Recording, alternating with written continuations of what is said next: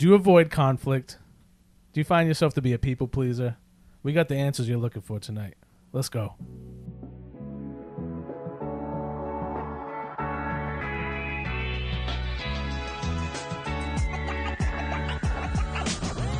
Hey, what's going on? Welcome back to another episode of the Not Safe for Sunday podcast. My name is Josh. I want to welcome you in, and I want to start off once again reminding you, do not forget to like, review, and subscribe. If you haven't followed us on social media, you can find us at NSFS Podcasts and leave us a comment. And tonight, I'm joined by the boys again. Kenny, what's up? Not much, man. How you doing? I'm doing good, man. I'm doing good. You know, it's good to be September, getting back into fall. Yeah. Going to be coming shortly, back fall, into yo. routine. Mm-hmm. This is going to be, honestly, I got to say, it's my favorite time of year. Yeah, I love fall, You're dude. such a basic white girl. No, I do not. Oh my God, It's dude. not for Can the you get your pumpkin spice It's latte? not the pumpkin spice Spices to part. die It's for. just Oh my God. I like routine, and fall's a good time to get back to routine. And I like 65 or 70 degree weather, not 85 or 90. And I like being able to go out with a hoodie and be comfortable and take it off if I need to. So this is my time of year. That's nothing to do with pumpkin spice. I don't even like pumpkin spice. I don't believe that for a I single don't. minute. I don't. You won't catch me dead.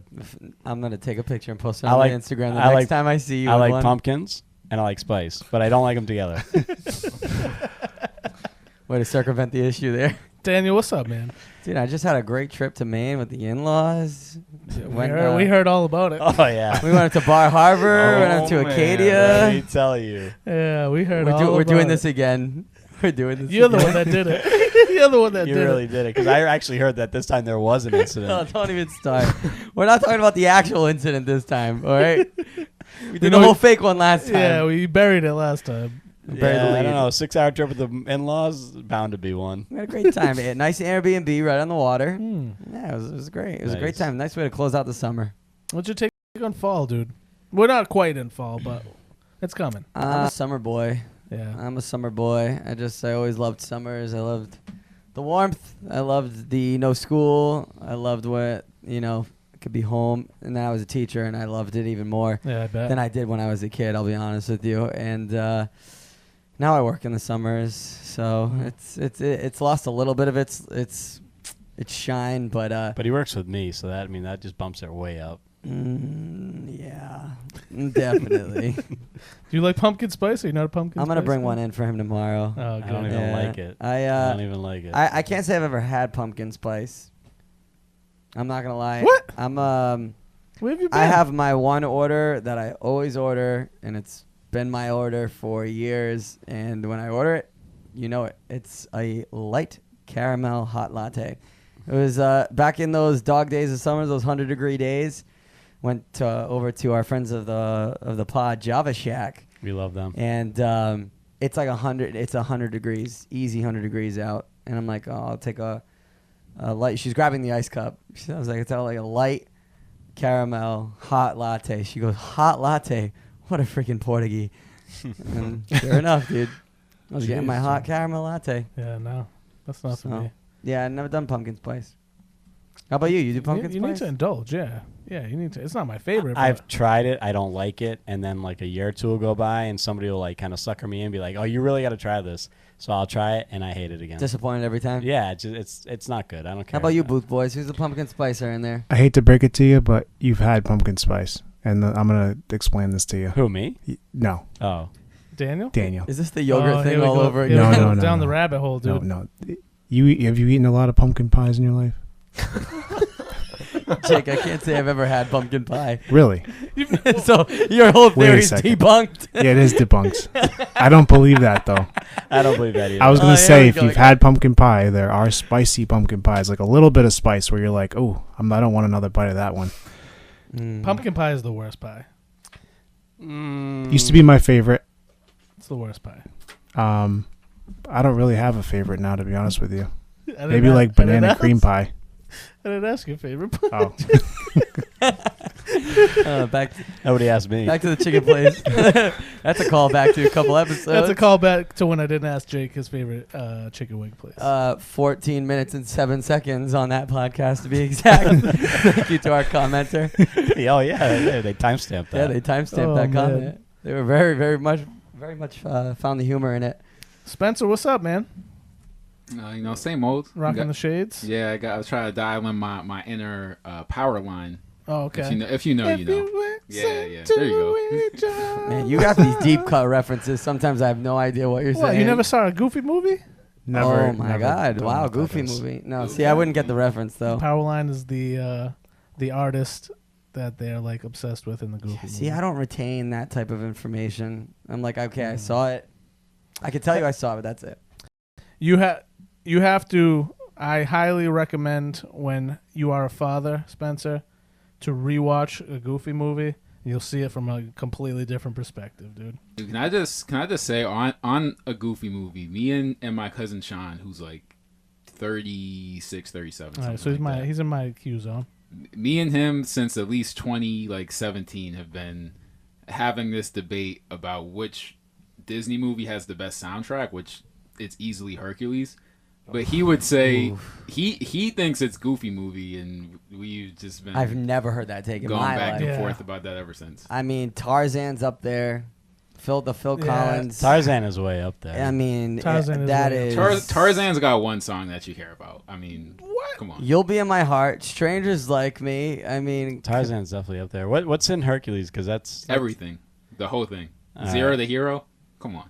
Yeah, I'd have to. I mean, I'm not even like. I don't even know if I know that movie that well. I'm actually gonna go in a different direction. Encanto probably is my favorite soundtrack. That's a good soundtrack. That soundtrack is like every song's a banger on there. That's a little too new for me. Yeah, I think you're getting. So you gotta have kids. You're getting out of peak Disney. Yeah, you gotta have the kids. The kids. You gotta talk like peak Disney. Yeah, like peak Disney soundtracks. Probably Mulan. Mister, I'll make a man out of you. That's probably the one. Dude, did you know that's Donny Osmond that sings that? Really? Yeah. Dude, I just found that out too. That's crazy. Wow, we must have the same algorithm. Oh man, Johnny, favorite Disney soundtrack. What's your favorite pumpkin spice Disney soundtrack? I'm not a pumpkin spice guy. I don't know many soundtracks. No. What's your favorite Disney song? Cars 2. Cars 2, no. Life is a highway. Yeah. Favorite Disney song, movie or song? Song. Probably Toy Story. You got a friend. There you go. That's the classic. That's Pixar. That's Pixar. That's but a Yeah, strong that's Disney. Disney Pixar. We'll call it Disney. Disney Pixar. When the road. Who's that? What's that guy's name, dude? Randy Newman. Oh, Randy Newman. Good yeah. job. I always Spence. thought he was black, but he's not. That's a shocking discovery for me in real time. Hold on. That's crazy. He's What not made you black. believe that guy was black. His voice. Josh, have you heard him, dude? His Really? voice, Yes, yeah. I have, but I never was like. When the time goes by. You don't picture Nah. No. The name though. Randy Newman. The name kind of goes back together. goes back. It goes. We're ping ponging Kind here. of pushes back the other way. Oh my goodness. Wow. That's funny. Jake, pull up a picture of Randy Newman. Yes. I like. Have you ever see Will Sasso does a great Randy Newman impression? Will Sasso from you remember Mad TV?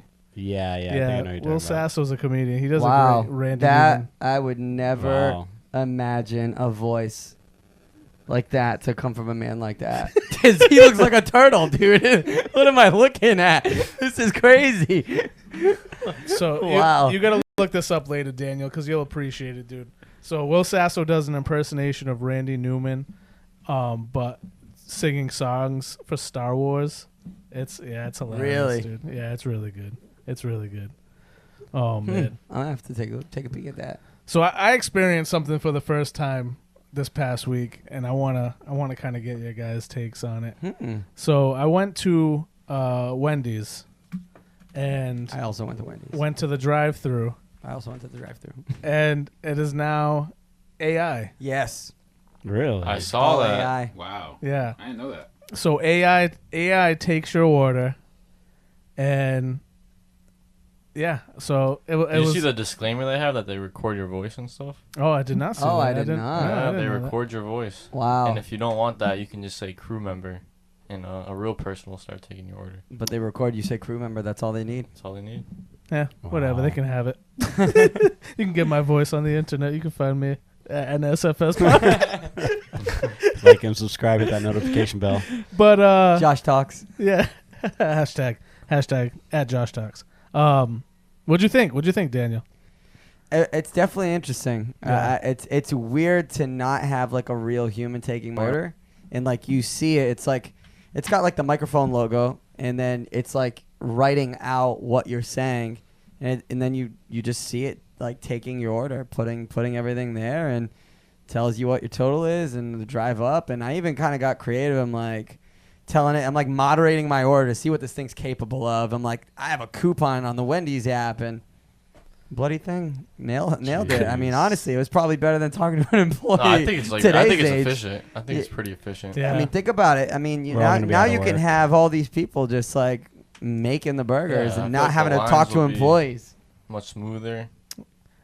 I would guess that's the hope. I think from like if I was a business owner, I'd be pumped, dude, because it did all the things that you want your like employees to do. Like it started off, it was like, "What do you want to try the Wednesday Yes. Addams meal?" Blah blah blah.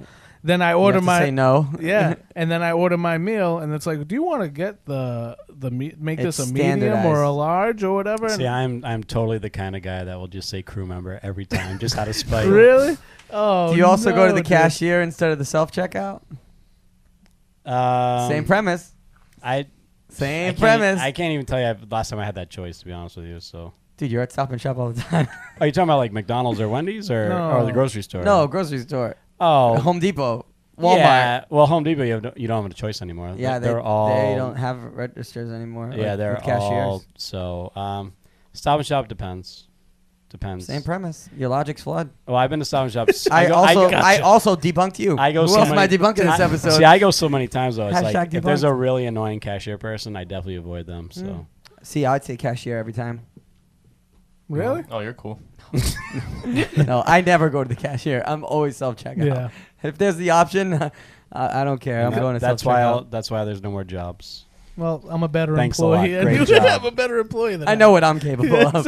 When does the post office go AI? That's what I want to know. That's Oh. what, listen, that's the big talks, dude. Hey. That's why I need to get educated so I Aye. can be ahead of the Yeah, curve. because I can see that one happening pretty quick. I need to be ahead of the curve. He's going to become the AI integrator Listen, for the post office. I would love it They're gonna use because Josh's voice. yeah, they should, dude. It's a Welcome to the fantastic post voice. office. Come to my office. Oh, speaking of that, I dropped your name on my new local postal carrier. Oh, yeah, on Kev? Yeah. Poor Kev. Dude. Did you see his face go? pale? Dude, yeah. He's like, dude, he had his truck there. Yeah. And he was like, he opened up the doors, dude. Absolute chaos, dude. Piles of packages, just in no specific order. He just threw them all in there. It was great. Yeah. It was great.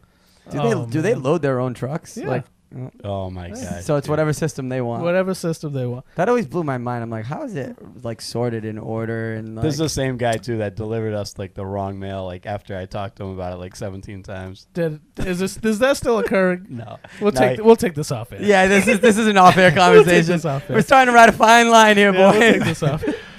But seriously though, if I owned a business, dude, to know that this thing is going to do exactly what I tell it to do every time, I'd be pumped. I would guarantee you the price per transaction that's happening at Wendy's is like through the roof because of this AI. I would put so much money on that. And Crew member. You're reducing. Yeah, I mean, think about all the mistake orders that are probably going to be reduced just in throwaway food because the orders were wrong, Well, recorded wrong, or Yeah. Think about all those inputted kids. wrong. Think about those kids trying to work their way through college and won't have jobs now because AI. Those kids don't want to work through taking college over anymore, everything, dude. man. That's also a thing in the past. I have a different. My mind works differently because when I pull up to that window, I say they ain't taking my order. They better not be messing up what goes into my bag because this is all you're doing now. All you're doing now is putting the food in my bag. Yeah, you think that's gonna change? There you go. No, Crew member. We need robots in there. Get the robots in. Bring them all in. more AI. Jake. Hey, what's going on? Jake, what is I'm sorry, Josh, to take your No, go MC, for it, man. but I just got to know. Hashtag John Pork. Jake, we got to know. What is this Yeah. hashtag John Pork? You brought this up about 45 You've been talking times. about Are we it. asking? I need to know. Yeah, my mind just kind of wanders at times, and John Pork just brings me back to happiness and moments in peace. Oh my! Why does John Pork elicit that mind space for you? I don't know. It's just something Have you that met I this can guy rest named on. Jesus Christ? I have. Maybe Yes, he I could have. do that for you. What is it though? Can you tell us what it is and maybe pull up a picture? Do something. Yeah, I think the best way to describe it, it's more of just a meme. It's a silly, topic. I think it's, directed towards the teenagers, anywhere from, 14 to 21. And mainly they just bring up a photo and put it on their mom's phone. And then it basically, you call your mom and John Bork's face comes up. Just like a normal call, and she's like, "Who is this? Gotcha. You better answer, John Bork." Jake, did you do this to your mother when she came up recently? No, I didn't. I've only watched the clips. But well, now you got me thinking though. Okay, so what do? You put this meme as like your contact on somebody else's phone, and then Yes. when you call, that's what comes up. Correct. Oh, I'm doing this. Yeah. Then you gotta go. You've been porked. Oh my God, I might have a different meaning, Josh. I do have a conspiracy that you guys can porked. dive into if you'd like. I'm not going to go into it too much, but basically it's all crisis actors who are hired by the government are the only people that win the lottery. What? Fresh take. Wow. Only crisis actors He's still on the first 4 words. who are hired by the government Let's are go the on the only Alex ones Jones route. who real win quick. the Crisis Yeah. crisis actors were Took a real quick actors nosedive. during COVID that were hired. If you guys had like profiles, I lived near Providence, and there was crisis actor jobs that were hiring for over $20 an hour. They weren't fake. People were being hired because there were needed background people dressed in like hazmat suits for the media to take photos and pictures of. Now, Did you take the that's job? one I'll believe. That's one I'll Did believe. you take the job? no, I did No, not. you didn't win the lottery. I Sucks for you, chose dude. to Debunked. work at Boom. Target. So wait, they got paid to do this acting and won the lottery? No. So That's what you just said. He's That's saying crisis the lottery's actors rigged. won What he's the saying is lottery. nobody's winning. the lottery's rigged. They're actors. And the crisis actors are the only ones that win because they're working for the government, which owns the lottery, which pays out these crisis actors, and then nobody really knows why these people win. Dude, and I've seen some think they real have a losers chance. win the lottery, so I don't know. Yeah, they were crisis actors. I mean, I know Failed crisis actors, maybe. Maybe. I guess. I know a few people who've won, but not like the big like 400 million prize. So is it? Yeah, is there a threshold? Is there a tier like because I know somebody who won like 100K, let's say. Maybe he was a crisis actor. He couldn't tell you. I really don't think this person was a crisis actor. How does Crisis- somebody become a crisis actor? It's just like basically you can get hired on any sort of Indeed, any sort of app. Go look it up. I test you guys. It sounds Go look it up. lucrative. I mean, Yeah, what's the I might look into qualifications? it. There's the no required qualifications. It's show up on time. qualifications? That's Has it. anybody here won the lottery? No. No. No. Well, none of us have acted. Uh-oh. Conspiracy theory proved. Nailed it. You nailed it. Jake. Confirmed. Thank you. Confirmed. All right. Well, on this episode, we've been tasked again by one of our good friends. and Loving the listeners. feedback. Loving the people sending Oh, yeah. messages, texts, phone calls, emails, comments. So thank you for your feedback. Jake, get John Pork off my screen. Oh my God. Can we get that off my We're screen? getting porked over and over again. I'm trying to. Jake, stop porking me. Jeez, Jake, this is absolutely uncalled for, dude. This is crazy. This is Oh crazy. my goodness. Anyways, Jake, you don't disappoint. faithful listener, friend of the podcast, Taya has reached out to you. Sponsor Daniel. of the pod. Peace and love. Yes. And also, and also love also, No, that was Toby. that was Taya. no, This is Taya. that was Taya Taya and and Toby. Toby. This was Toby, Toby and and Taya. Taya. yeah. So Taya is the sponsor of peace. Toby's the sponsor of love. That's it. But she reached out to you, Daniel, with something, a topic that she wanted to hear us kind of go back and forth about. If you don't have it ready, I can actually read it. Yeah. If you have the screenshot there. So Taya asked, where do you draw the line between godly friendships and people-pleasing tendencies or conflict avoidance? How do you keep a friend accountable without causing guilt? And just basically said she's just giving a lot to friendships and sometimes feeling like it's one-sided, but not wanting to. She doesn't want to disrupt the grace and love that you're trying to show your friends. So, basically tonight, that's kind of something that we want to talk about. I know we've talked about kind of people-pleasing tendencies and stuff like that in the past, but we kind of want to flesh out what it means to keep godly friendships, godly relationships, and how can we be basically people, not try to avoid being people pleasing, but also have grace and show grace and kindness to people. Did I kind of sum that up? Yeah, no, absolutely. Where's the line between showing grace but also being taken advantage of? I mean, it kind of goes back to even the work episode that we had and some of those things. But in friendships and in trying to be, a godly friend, whether it's to another believer or an unbeliever, you're, sometimes a witness to that person. Maybe sometimes you're an example. Maybe it's somebody you're discipling. And so you don't want to drop them all together, but also this person may be expending all your resources and you're just trying to be a people pleaser, or you're avoiding conflict just to kind of keep the relationship.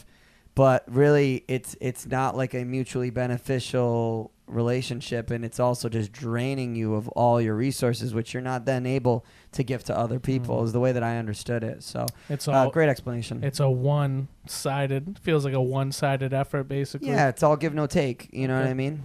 Yeah. So when I was researching this, there was actually a verse that stuck out to me, and that was Proverbs 27:6. What it says is, trustworthy are the bruises of a friend, and excessive are the kisses of an enemy. I don't know why that really stuck out to me. I'm not even sure if I exactly know what that verse is trying to say. I have a general idea of what that verse is trying to say. But I thought that was really good, because what it meant to me basically is, if you are a true friend to somebody, you can be real with them. You can be open and honest, direct. We talk about that. How often do we talk about that? And it's when you're a true friend to somebody, it's received well. But when it comes to somebody that's not truly, really being your friend, it feels like they shower you with fakeness in a way. That's the way that I kind of took that. But and it sounds like from this conversation that Tay has brought up, that's a lot of what's happening, is that there's people out there that she's pouring into that it doesn't feel like you said, it feels like it's crisis mode for them all the time. But when she needs somebody to lean on, it's hard to find those same people when she's the one looking for the help.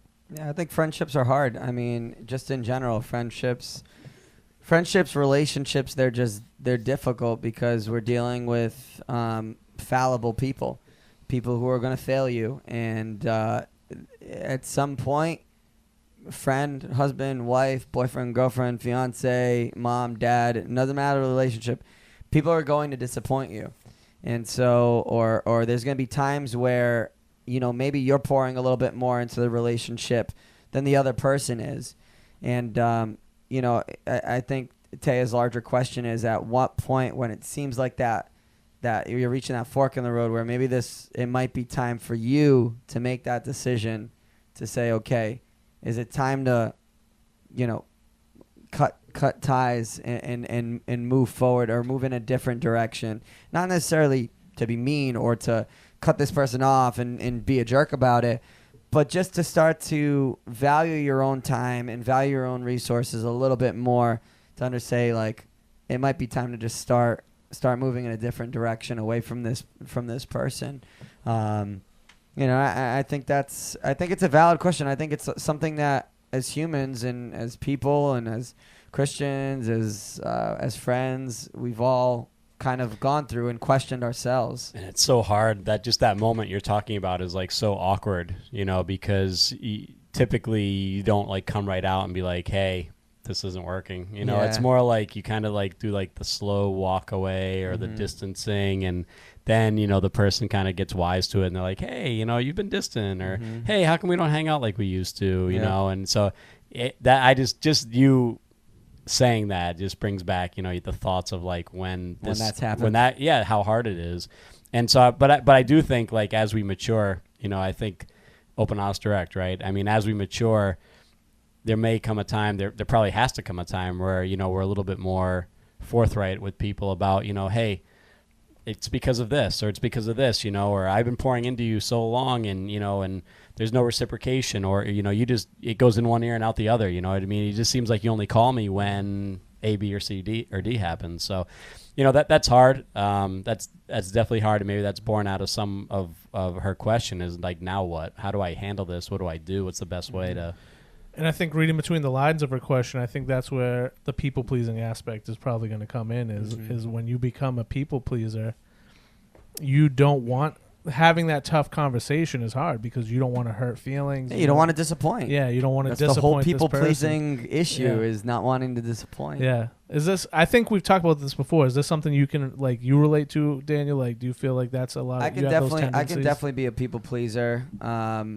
And not want to disappoint. I'm always kind of like trying to blend everybody, but then it's like at some point, especially in the position I'm in and being in charge a lot of the times of people, you need to be the decision maker. And so you got to realize you're not going to be able to please everybody. So you need to make the best consensus decision, obviously seeking the Lord for direction and wisdom and discernment. And then also just being confident in where God's leading you when it's time to make that decision. And that's just in like a kind of leading people aspect.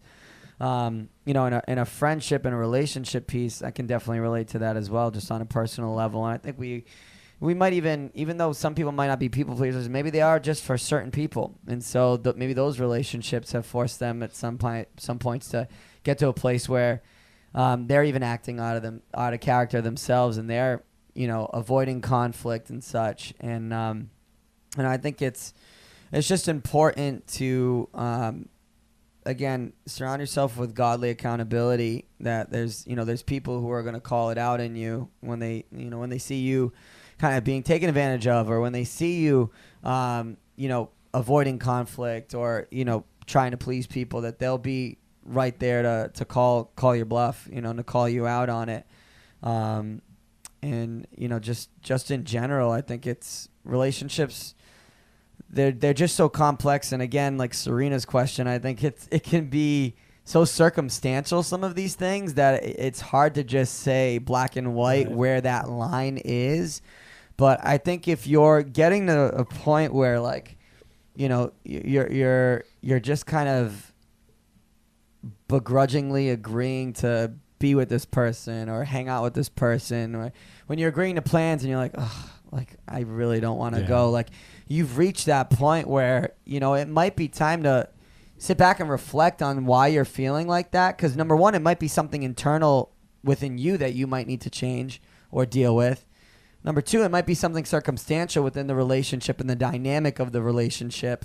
Maybe something happened, or there was a comment that was made, or maybe this person did something to you and maybe you're holding on to something. So there might be something that needs to be uncovered there, that needs to have a conversation that follows.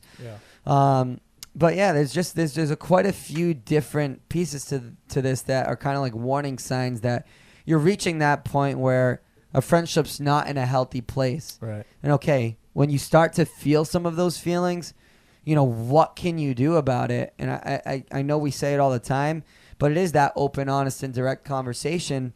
And you can, I know for me, I avoid conflict like the plague, but as I've shared here before, every time I've avoided it, it's only caused more chaos and more turmoil and more trouble and more hurt in the relationship.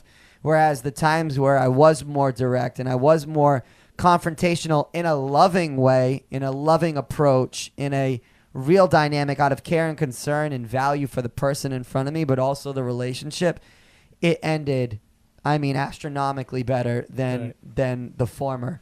So, you just got to kind of, each person in each situation is a little different. So you have to practice wisdom and discernment. And I think, and I don't know if this is correct or not, maybe Taya can tell me, but I think sometimes what happens with these relationships that you're having, and you're having to have these tough conversations, or you're having to have maybe even give up and walk away from, a relationship, I can imagine, and I've experienced in the past where I feel like I'm failing.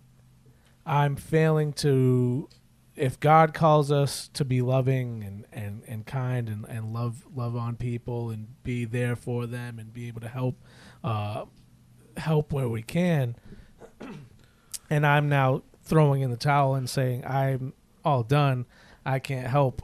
There's probably, at least for me, in situations that I've been in, it kind of feels like a level of guilt, like, oh man, I'm letting this person down. I'm letting God down because now I'm not able to serve in the way that He's calling us to serve. Yeah, and that's definitely very natural. And then sometimes it even gets amplified by the guilt trip. You know what I mean? If this person starts calling that out and saying, oh, I thought you were a Christian, and Jesus loved, and He was unconditional in His love, and making those hard choices or distancing yourself is not breaking with what Jesus did or how He taught or how He modeled. Jesus would often withdraw from people, Yeah, that's a good point. And like just as a pastor and doing what I do, let me tell you the importance of needing to withdraw from people and not always being connected and not always being the problem solver, not always being somebody's answer on the other line. It is so important because there's only so much mental energy and spiritual energy that I have. And so to kind of take a step back is not doing something that's cold or callous. It's really doing something that's wise and just for good personal health. So, to be able to say that to somebody and communicate that to somebody, that's out of love too, because you're being honest, about only what you can do and what you can bring to the table. And sometimes that might help the other person kind of see, okay, maybe I am just being like the whatever, what's the opposite of the power source? You know what I mean? Like the sucking the power away. Maybe I'm doing that. Maybe there's something I need to look at in my life too. Yeah, it's a really good point. It's something that when it comes to this topic I've thought about a lot is how much of it do I have to give before I've given too much, and now how do I set that good healthy boundary to say, okay, I've given everything I can to this. If you're still not if it's not improving whatever it is your problem is, or if it's not acceptable enough to you, well, maybe it's not meant, like this relationship, wherever it may be, friendship, could even be within your own family. You know what I mean? Maybe this relationship isn't what it's meant to be. Maybe someone else is the person that you need to go seek for the help that you're looking for. That's a tough conversation to have. Yeah, no, I can share even personally. Like I had a good friend who really kind of lost his way for a little bit and was just in some bad behaviors, some destructive habits, and he would call me looking for counsel about it, and like it was always the same conversation every single time. Yeah. Because my answer is not going to change, because there's really not a lot of there's not really an A, B, or C multiple choice here.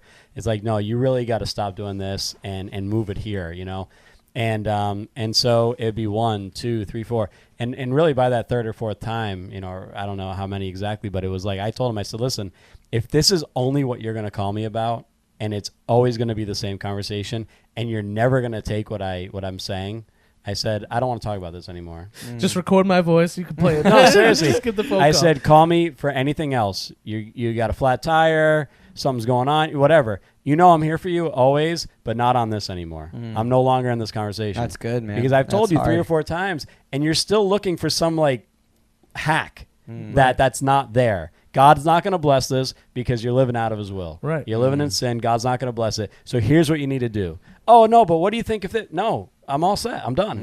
We've had it. We've had this conversation. We've had it. Right. And so like I think that's okay too. It's actually probably really needed sometimes, that honesty, to be able to say, listen, no, like I'm out from this. I've had this conversation with my own family members. Yeah. Like you only want to talk about this. Right. Maybe it's like a politic thing or whatever. And I don't engage like that. Like I'm not like the big political guy to get into debates. But somebody comes at me like that, and that's all they want to do. That's all they want to talk about. I gotta be honest. I'm all set. We're not going to be in a relationship until you come up with something else. Because I'm fine to do anything. Right. We'll go hang out. We'll do this. We'll do that. But if this is only the thing that you want to talk about, I can't do it. So when you're ready, I'm ready. But for you, that requires you to be, confident and assured in yourself where your boundaries stand, and then also to be confident that the confrontation is what it is, and the result's going to be the result. But if you approach it in love, how they're going to take it, they either have to receive it, or you've done all you can, and now it's time to fish or cut bait. And if you want to cut bait the rest of your life, God bless you, you'll never catch anything. Yeah. You know, so, but that requires I think you reach a point of maturity, because I do find that as I'm, You're an old man now. Now I'm in the 30 crew. Yeah, we didn't say happy birthday to Daniel. Happy birthday to Daniel and Spencer. Spencer. Like a month late. We're getting, we're getting about a dog month crap leftovers. Crazy. Spence, this is ridiculous, dude. We did find out that we had the same birthday through a That was group pretty text, cool. which That was cool. which was funny. But yeah, now that I'm 30, I do feel like as I've gotten closer to the 30s, I'm kind of like, I don't have enough time or energy for the fluff. And it's like, we just got to cut to the heart. We got to cut to the heart of some of this, because I can't just be on this hamster wheel of conversation and doing this same thing over and over again. So you just kind of reach a point where, okay, like, let's just do it. Let's just have it. How about as you get to 30 and beyond, how about like the friend group shrinks too? For sure. You know, there's no doubt. You're way more particular about where you're spending your time, who you're spending your time with, because it's much more precious. You have a child now who's going to be one pretty soon, right? So in 3 days? 3 days, right? So you have now this brand new focus where the more important, the priority energy, the priority time has to 100%. go. So in those seasons and situations, there's not going to be enough room for everything else. Definitely. And that might mean everyone else or somebody else. Yeah. And so not to say that like we go down the list and be like, yeah, I'm done with them. But there are going to be people that are just not as beneficial for your life. And there's going to be more boundaries that are created because you protecting now what's most important, which is you and your wife and the baby in this new season of life, is what's critical. And so I've seen it before where if people have a hard time doing that and like creating those boundaries or cutting out some of the less beneficial relationships, it just becomes even more and more chaotic, and they just get even more and more stressed out, and it affects the peace in the home. The family, The family will get suffers. affected, you know. So now the marriage is messed up. It's like, man, why is that guy always here? You know, that's what your wife's going to say. Yeah. And for you, you're going to say, why is that tenant? I mean, why? No. Just kidding. Wow, throw shade. Just kidding. No, why is she always here? You know, like I thought you told her. Definitely. You know, like 5 times a week is too many. Yep. You know, so I just think And that we've had a lot of those conversations recently. 100%, for sure. 100%. And I think as you age, you know, you're gonna probably find you end up with like maybe 2 or 3 good couple friends, you know, that might be like that you do life with. But like the 5 or 6, 7 or 8 that when you were younger, when you had less responsibility, less priority, those kind of fizzle out. Yeah, the dynamics change just as life goes on, and that's what I'm finding is like the fluff and the people pleasing, it's becoming harder to give into because I really just can't. The stakes are too high for me to do that, and I think for younger people, teens, young adults, that's where you'll see a lot of this conflict avoidance, or you'll see a lot of the people-pleasing tendencies, especially just with the pressure of needing to feel like you need these relationships and that these relationships are everything, when a lot of the times, like, the friendships you have as a teenager, oh, my God, dude, it's like – I don't know how many people I'm still friends with that I was friends with as a teenager, but yet at that moment they were my world, and I thought they would be my world forever. I remember my wife and I were dating, and when I started dating her, you know, she was hanging out with the friends more and more. She's like, I gotta say, like, I don't know that I like your friends that much. And she said it out of a loving way. It sounds toxic, but she really said it out of like a loving approach. And I was like, well, you better get used to these people because they're going to be around for the long haul. They're in it for life, babe. Yeah, right. 10 years later. We'll enter like 2 years later. Hit the SpongeBob. We need to plug in a SpongeBob right there. A SpongeBob. You know, it's like 2 years later, you know, the curtain's being pulled back on the chaos, and it's like none of these people are in my life anymore. You know, so it's like these things that as you go on through life, like, even seasons of life, relationships change. And sometimes naturally relationships will just kind of fizzle out, not in a toxic way or by any, it's just the rhythms of life. I think that's maybe a good point for Taya or anybody else that's having the same feeling in their own life is you guys hit the nail on the head, and it's really nothing that I've ever thought about, and it's actually really great that you guys put it this way. But as you mature, as you grow older, these relationships that are not fruitful in a beneficial way for both parties, they do kind of just fall away. The fruit kind of does just fall off the vine and wither and die, and those relationships just kind of wither and die with it. Not that in a negative way, like you said, Daniel, not in a toxic way, but just in a way where it's just like the path that your life is on, the things that you value or are important to you, maybe aren't the same for this friend or person that you have this relationship with, and it kind of just naturally kind of just falls away. One of Taya's like main premises was like pouring into somebody, right? So I mean, you think about it. If she's pouring into somebody, if any of us were doing that in that relationship, you would hope or you would guess that there's like kind of like a growth, even if it's slow. I get it, but a growth, process. a maturity, a development process that's happening. If 3 months, 6 months, 9 months, a year, 2 years, however long it's been, and there's none of that, you know, at that point, you know, again, this person is just really sucking life because everything you're pouring in is just spilling out, you know, at the bottom of a hole that they never patched. And so, I mean, I think at that point you become mentally exhausted, spiritually exhausted. And yeah, you have to make some tough decisions and move on and say, you know what, this person is really, this is not reciprocal for me. And not that we do to get, we don't, but it's a relationship. It's two-way. There has to be some reciprocation. And at the very least, as somebody who likes to help people, the best reciprocation is when somebody actually like gets on that great road, you know, and shows growth and shows maturity. Not that you save them or anything like that, but at least like, wow, like they put some things into practice and like, okay, they've made a few steps up. They're applying what I've talked to them about, our conversation. That's the most gratifying thing there is in the 100%. World, you know? And so if somebody's not doing that, listen, you can't just be pouring into a vessel with a hole in it forever. And maybe you really do value this friendship. Like maybe this is a person you truly, truly care about and you want, and you're trying to like drag along with you.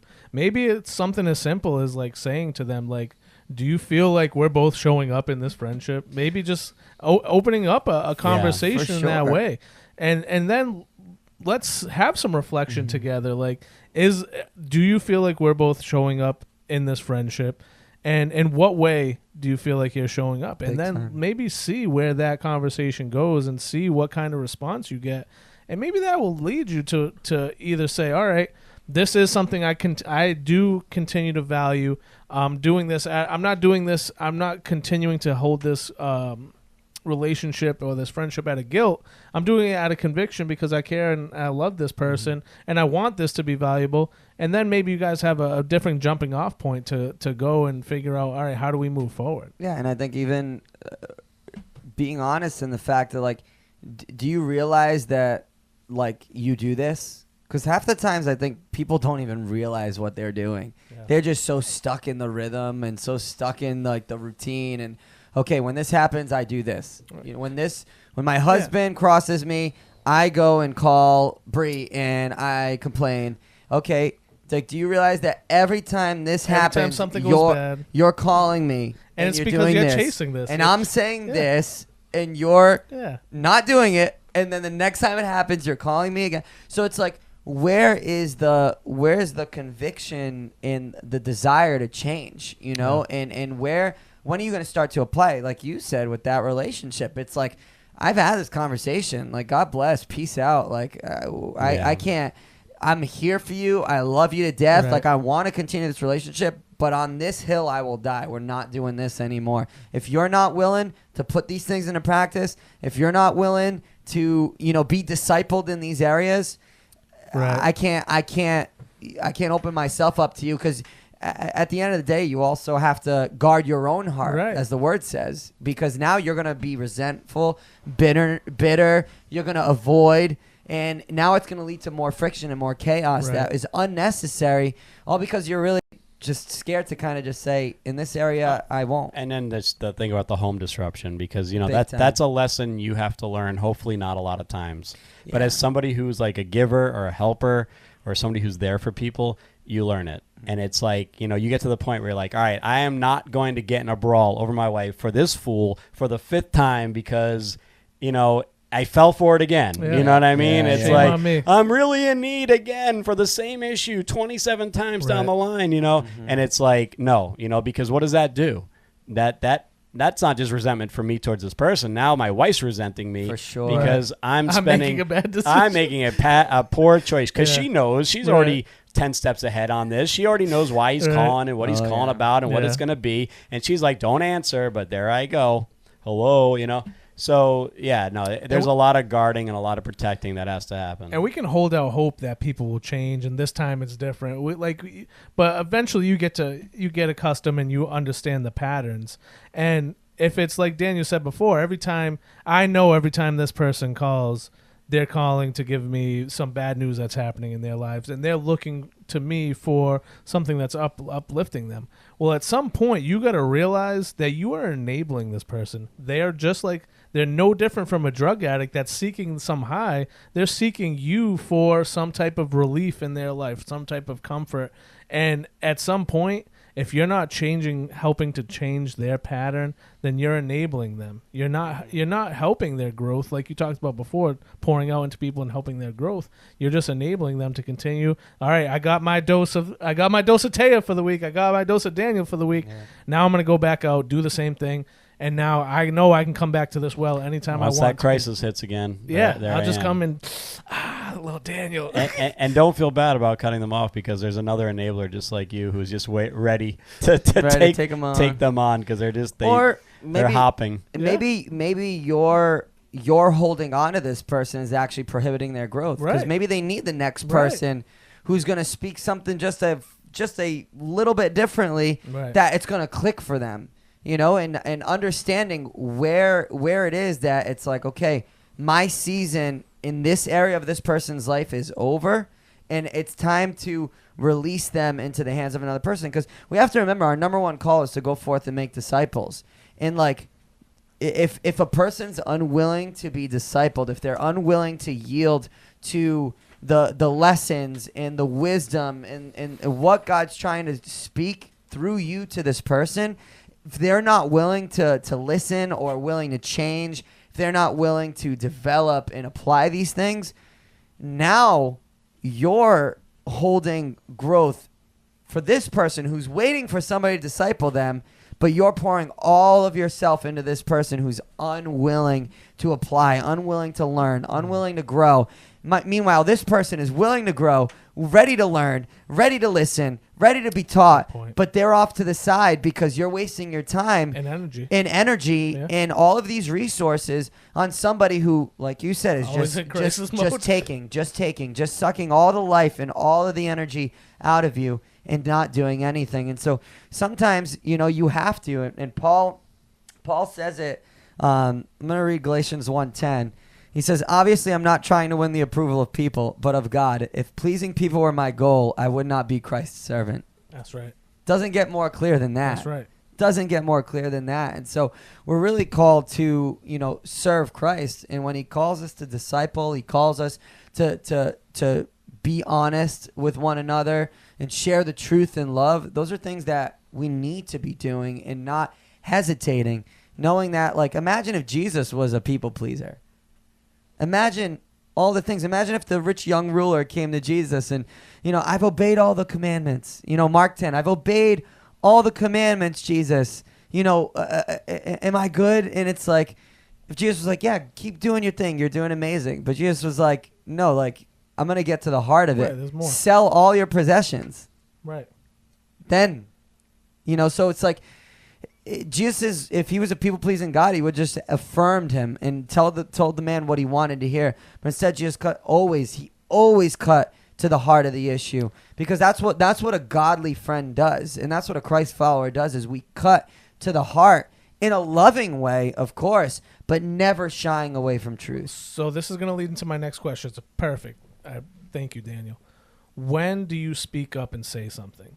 when do you cross that line and say, all right, enough is enough? This is not beneficial. When do you we talked about being meek on this podcast, right? When do we stop being meek and start standing up for ourselves? Well, I think this might be kind of just a generalized way of saying it, but I think 3 is always a really good number. 3 strikes, you're up. Yeah, 3 strikes, you're out. Paul said he prayed to the Lord 3 times that the thorn in the flesh would be taken away. You can see that number repeated, as kind of a beginning, middle, end. But 3rd is definitely the end. But that's kind of overgeneralized. But I would just say, through prayer and being really honest with yourself, I think we get an idea of when we're coming to our end. I think Daniel said something earlier. It's like when you see their name on the caller ID, it's not John Pork. It's it's that person that just like sucks all the life out of you, and when you see the name and you're just like, oh gosh, because you already know the hour that might be ahead of you if you answer this phone. So I think that already that's a good indication of like, all right, you're already not in it. You're already lamenting this, you're regretting it. So it's probably time to now change tactic, and rather than just being there as that dependent safety blanket, to start really injecting more truth into it, and setting those boundaries. And maybe there's a reflection that has to happen to you. Are you people pleasing? Are you sparing a harsh word to somebody who's maybe reaching out to you for biblical truths? 100%. And listen, I mean, the Bible is as clear as day on this. And Paul, Paul says something in 1 Corinthians 5 that is like, I think most of us, like, we read it and we would like say, no, wait, Paul's joking. But he's talking about, somebody who's caught up in their sin. And he says, hand this man over to Satan for the destruction of the flesh, so that his spirit may be saved on the day of the Lord. And it's like, when do we ever say that? Right.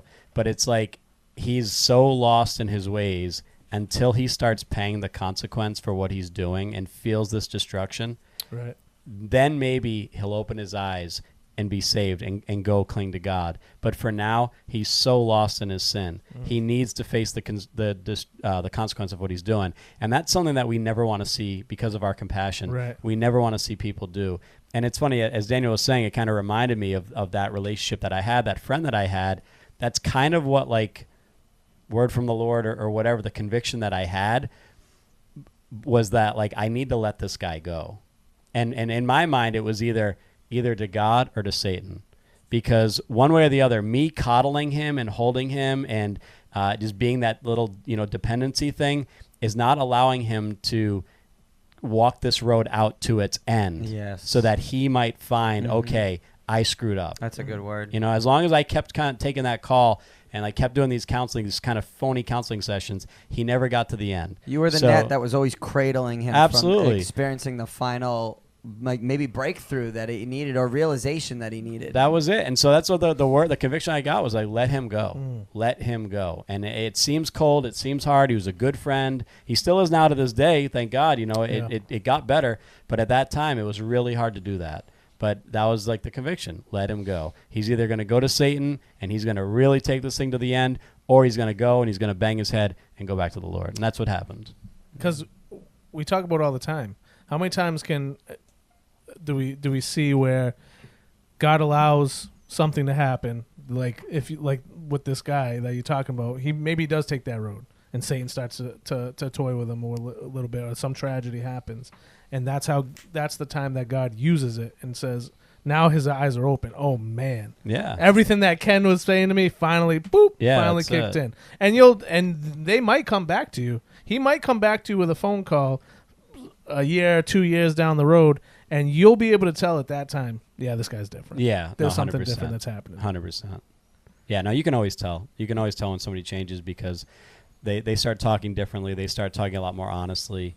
They're not hiding behind so many like little cliches and pretense and all that. They're just really being honest and open about what they're doing, and that's usually the start to the road. Yeah, I think one of the key things you said before is just making sure you're prayerful before. Yeah, 100%. You get to this confrontation. And we talked about it before. Confrontation doesn't always have to be as negative as we try to. I think you need to temper your frustration. Before going into that conversation. Temper your frustration. Check your heart and guard your tongue. Like you need to do those 3 things out the gate, because like I know, like just myself. I know myself. I can be really aggravated and really frustrated with people, and then it's like, it's just very easy to be condescending, very easy to throw a passive-aggressive comment, and it's like, that's also avoiding conflict when you should really just get to the heart of the issue. Yep. So it's watching your tone, your facial expressions, like all of that stuff is communication, and you can't fault the other person when you come at it poorly and they react poorly. Like, open your eyes to see that you approach this poorly. Of course they're going to receive it poorly. Imagine if the shoe were on the other foot. Right. Like, imagine how you would receive this if they approached you in that manner. And so always kind of like, again, I think something that we reiterate is like you are responsible for yourself. And so you have to lead yourself well. And in these situations and friendships and confrontation and people pleasing, you have to lead yourself well. And that requires a serious understanding of who God's called you to be, who He's created you to be, and who you are in Christ Jesus. And not what you feel, not what you think, but what His Word says, because His Word is truth. You could blow that whole thing up if you go and you're all, bitter and defensive 100%. and like, you're the reason I'm getting into these fights with my wife, and, and like you blow up on it and you're all in the flesh, and it's like, man, what should have been like a real good, like, truth and love type of moment, you just exploded it because you're in the flesh, and now it's all about you and how upset you are, and then forget it. Yeah, and you've lost all your merit. You may have lost all your standing on all this time that you've built with this person. All of that could go out the window when all they needed was a gentle and loving release. Yeah. And you let them go, and it's like now they can either apply it or they can run from it, and the choice is on them. And it's what happens. You have to have a peace within yourself. Remember, follow peace. Where peace is, God is. And so follow His peace. And if He's leading you in peace to allow this person to either give in to their flesh or to figure out how to turn to God, you have to follow peace. And it's also yielding to God in that moment. But that requires, some discernment, which can only be established through prayer and relationship with God. And so that's why it's so important to always steward your own spiritual health first as number 1 priority. Because if you're pouring yourself out into everybody, but you're not even seeking God in the relationship with God yourself, how do you expect Him to use you as a vessel and speak discernment? Selfishly, you're going to hoard all these friends and you're going to hoard all these relationships because, I'm supposed to be a servant. I'm supposed to do all this. I'm supposed to do all that. But really, now you've lost all understanding and all, wisdom to really stand on in those relationships. So, because you're empty and you have nothing else to give. And what is that? What is the benefit, really? Yeah. Before we get into KTT, the booth, you guys got anything in the booth? Yeah. So I was actually thinking about this, maybe there's somebody listening that needs to hear this. Maybe you're in a new season. Maybe you're going off to college. Maybe you're moving out of your mom's, dad's basement. Maybe you want to experience, the college experience per se, that media and the world wants to show. But really, that's a great opportunity to, 1, take a stand for what you know is right. 2, and change the hearts of others who are in the same scenario as you, where it's going to be a situation that you're moving into a new season where you may be uncomfortable, but that's the best time to create those relationships with those people that you're going to be with and around. If you're moving into a situation where you're going to be on a sports team, you might have interactions where, they might be doing hazing, they might be doing, drinking, drugs. That's a great opportunity to, swim against the current as hard as it may be. But it's definitely going to change what other people view as, wrong and right, and lead somebody to Christ. So if that's you, if you're at church and, you're listening to this podcast, drop a comment, drop a like. Maybe you're in a season where you're shifting and you're feeling like you need to experience more and get more from what the world, because you want to experience things. There's people that have gone down those paths at our church. So, reach out. get guidance from people who have been through experiences and don't go down the same path. Good word, Jake. Anybody else in the booth? Any word? Spencer, them glasses, you reminded me of Kumo D. You know who Kumo D is? Yes, I do. Those are his shades. I wasn't sure if he was awake there for a second. I can't see his eyes. That's part of the trick. Touche. He's been knocked out for 40 minutes. Good for you, dude. All right, man. Let's get into Ken's tangible Johnny, how about takeaway. Johnny? Johnny, Anybody got else? anything? You got anything, John? I think it's important just to, as important it is to fill others, is to keep yourself full, so you can still pour into, like you said, wife, kids, family, whoever it might be. That's what I took away from all this. That's a good. That's good. Johnny. You've That's been good. listening. Oh yeah. All right, Ken. Let's get into KTT. Ken's tangible KTT. takeaway. Cue the music. Well, hold on. All right, there it is. So, Jesus had relationships with the disciples, had relationship with the people like on that outer circle of the disciples, like the Marys and people like that. Even some others here and there throughout the scripture, but the most important one was with his Father, and that's where he spent the priority time. So as we're talking about like the energy or what's needed to pour into others, as we all I'm pretty sure we all have that openness to be used by God, to be servants, as Daniel was talking about. Without that time first with the Father and the most important relationship, it's going to be so hard to be effective in the other relationships. So Jesus drew all the strength from the Father, all the wisdom from the Father, all the power from his time with the Father. So if you're, Daniel's been talking a lot about leading yourself well. That's the first step, is really spending time with the Father so that you can be charged and full and ready, and then you can go and pour out.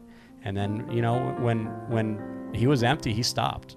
He did not go beyond what his capacity was.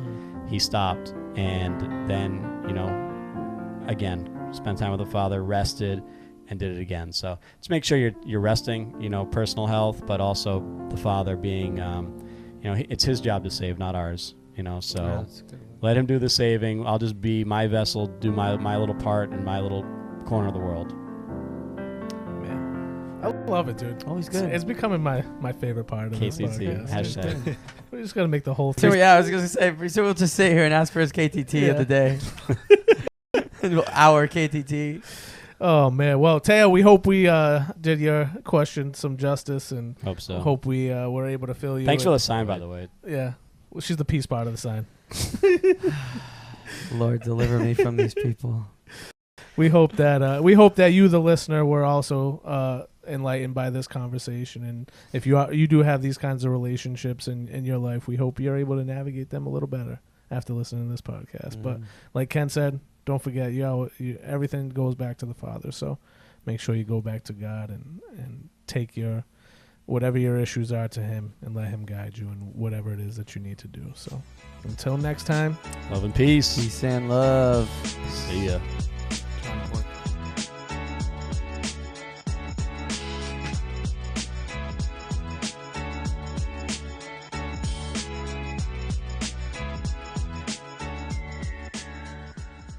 The Not Safe for Sunday podcast is recorded in the loft. Our production team is Spencer Berriman, Jacob McCall, and John Walsh. You can find us on social media at NSFS Podcast. If you'd like to join us for a Sunday service, you can find us at Conquerors for Christ Church, located at 972 Reed Road in North Dartmouth, Massachusetts.